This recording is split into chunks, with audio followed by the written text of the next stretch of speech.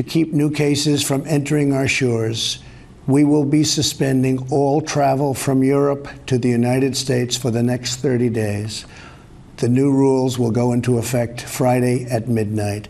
These restrictions will... There you hear the U.S. president addressing the nation last night from the Oval Office. Donald Trump announcing a travel ban from Europe to the United States to combat the spread of COVID-19. Abigail Beeman is following all the developments and joins us now from Washington with the latest. Abigail, good morning. Thank you so much for joining us. This is massive news.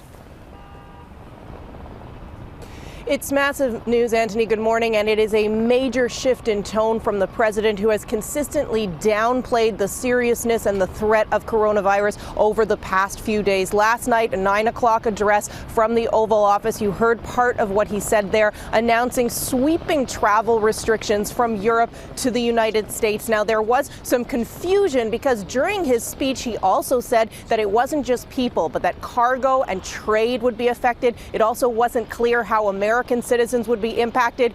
After the speech, Trump issued a tweet sort of clarifying. There was also some information clarifying from the Department of Homeland Security, so not clear if he misspoke in a teleprompter televised address. But in his clarified information, he said this was not about trade, and the Department of Homeland Security made it clear that American citizens, permanent residents, and their families would not be impacted by this ban. They may have to go through some further restrictions, but a major change from the Trump administration. We also learned after that address that Trump himself would be canceling planned travel and events that he had in Colorado and Nevada this week. That's also a shift in tone. As recently as the day before, reporters were asking about changes to his own schedule, and everything was proceeding as planned. So a major shift in tone here. Also worth noting the other big headlines out of the United States. Of course, the NBA suspending their games for the course of this season. And another thing getting a lot of chatter here